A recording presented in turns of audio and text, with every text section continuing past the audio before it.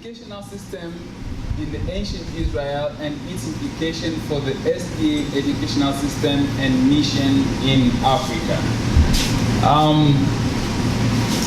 I've been following from the keynote address.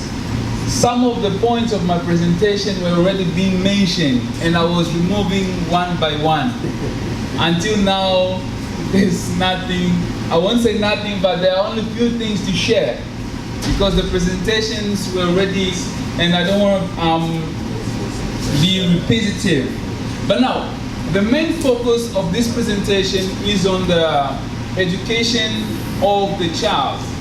I was pleased that Pastor Vargas was here, and he said that mostly children, they spend more time with teachers than with parents. And even at home, children, they listen more to the teachers. At home, the span of attention is like less compared to the attention they give to the teachers. So by studying this, I was able to learn a lot. This is the outline. Introduction learning process, which focuses on the instruction of the Lord, the revelation of God, the role of the sanctuary and the priest, the role of the Torah and the sacred writings. Now, education in the house or home, role of the father and the mother, and methodology, which is repetition throughout the day's meditation, and the implication and conclusion and summary. Now, Mrs. White says that true education is not the forcing of instruction on the unready and unreceptive mind. Dr. Robert addressed already these words, the origin of education, which in Greek could be translated as train, discipline, and instruct, and also from the Latin humanitas, which is the formation of the person, and I would dare say also the person, especially the child. Now, it helps us to understand that education is a process that deals with everything, mind, with the whole being of the person, even the surroundings.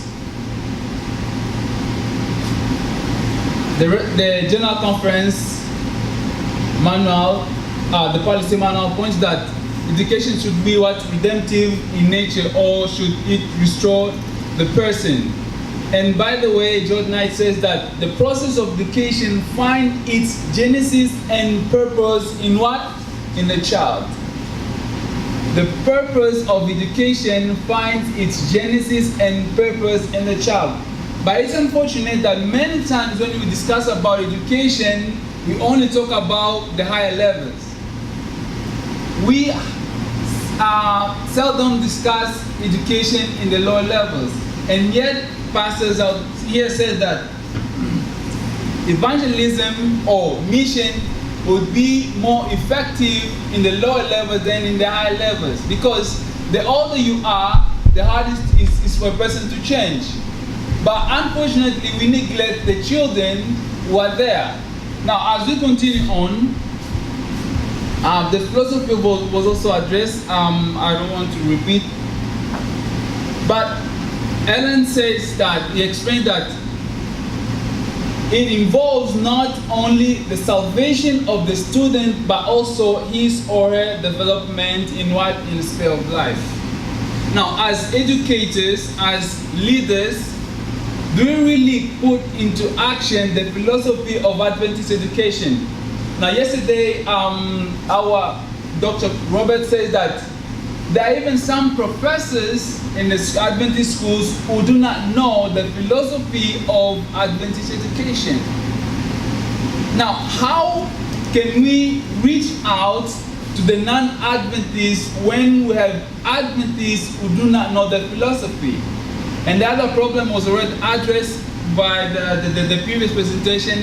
We have, for instance, non-Adventist or non-Adventist professors in the school, and yet children are spending more time with them.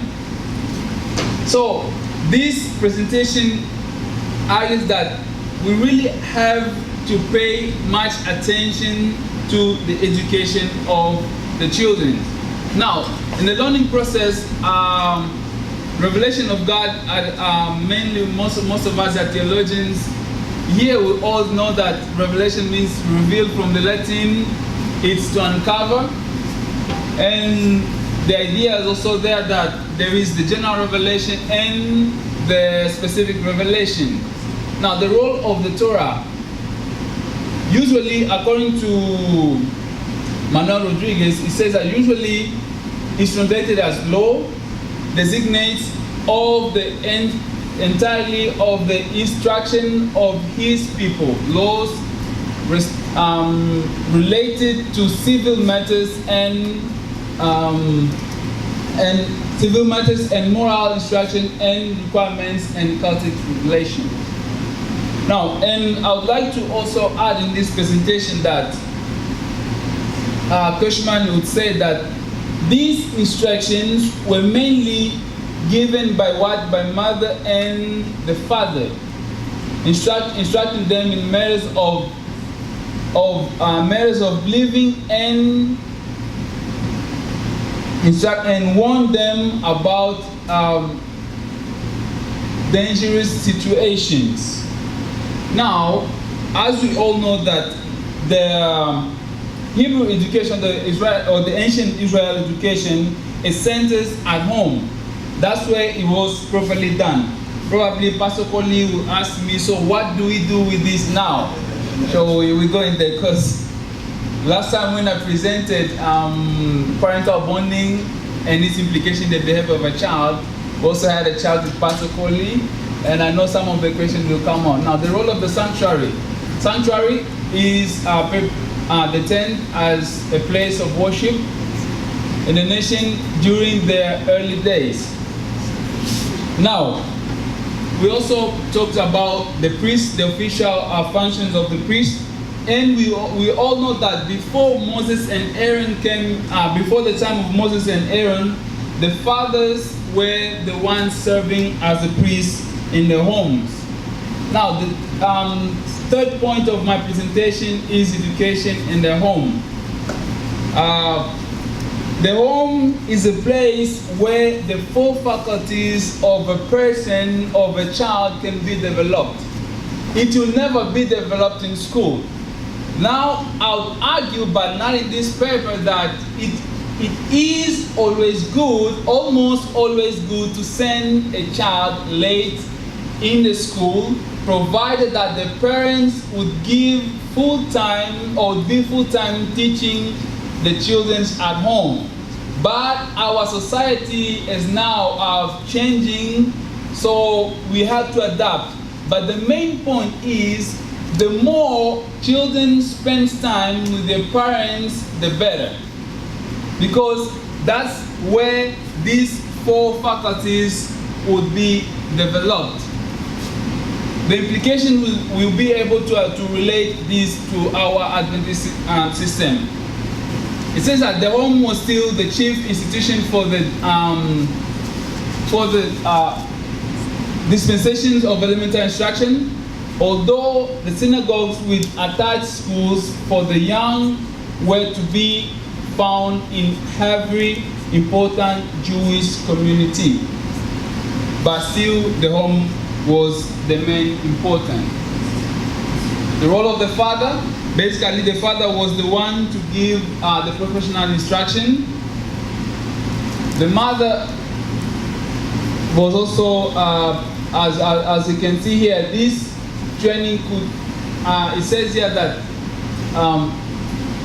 included house administration, and there's some other things that the mother could do, but mainly the education would be done in the home.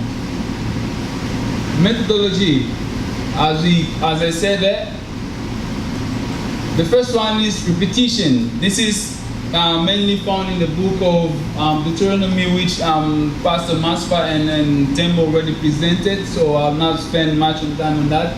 But here it says that this repetition comes from the word shana, which means to learn or to teach. Oral traditions by repetition, and this was done throughout the day.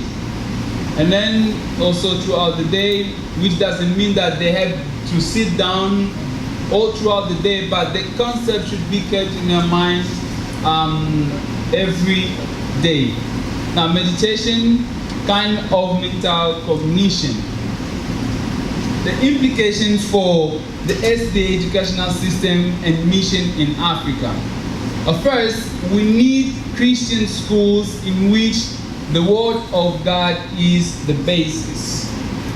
Now, on this one, I would like to say that I didn't travel around the world though in all other parts of African continent, but by observation, few schools are missionary schools. I'm talking about Adventist schools. Because of the programs are not really being implemented. I had a chance to watch one of the videos from Zimbabwe. I think it's from Solusi. They're really doing a good job there. They have this discipleship program in, I think it's in a primary school, in the elementary school, wherein students at the age of, if I'm not mistaken, 10, 11, they already go out for missionary work. Students, they are the one who put money for the missionary works, and these are the kids. I was watching the videos and I was really impressed. But unfortunately, not all the schools are doing that, are doing so. What we are doing is just bringing knowledge from outside, giving to the kids and let them go. But the real knowledge which will transform their life, which will bring them close to Jesus Christ, are not being given. Second, much value should be placed in the education of the child or the children. Now, we should implement programs that nurture the SDAs and evangelize the non-SDAs. This is where mission could be done. As we're saying, now there are more non-Adventist students in our schools than Adventists. Now, in the case of primary school, if we can be able to involve the parents to become active in the process of education, and these parents are not Seventh-day Adventists, it could be also a way of reaching out to the parents. So the ancient Israel education tells us that we should make the parents part of the education of their children. Since they cannot spend the whole time at home with them, at least they should be active in the process of education of their children. And fourth, I would like to encourage the parents, or this paper encourage the parents to become active in the process of education. Why? Because psychologists would say that until probably the age of 6, 7, a child is completely dependent on the parents. We can send them to school, but the problem is they are still dependent on the parents. So if parents could be able to be active in the process, that would benefit the children who are learning and also benefit the parents themselves in order for us to have a better society. In conclusion, I would like to say that it's time to reinvent Adventist education, and we need to focus on the development of the person rather than the equipping of the product. Normally, what we just give is we just impart knowledge, and that's all. So I would like also to say that Adventist education should be able to help students to know more about God and His love for human race by having the instructions of the Lord in its core courses. Home and church are the places where it should be strong, but in the schools, the model should be adapted for Christian education through evangelism, through redemption, through salvation and eternal freedom. Some suggestions we'd like to leave is that to urge educators to integrate Bible lessons with their experiences. to require schools administrators to develop and implement spiritual master plans for their schools, to develop a curriculum that could involve the parents on the formal education of their children. Thank you.